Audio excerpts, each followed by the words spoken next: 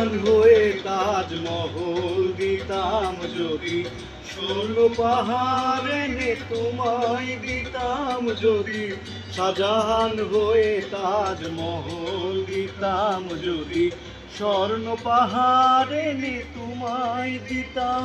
আর সূর্যমুখীর মতো চেয়ে থাকতাম তবু আমার চোখ অন্ধ হতো, দেখা শেষ হতো না যদি সব সাগরের জল কালি হতো।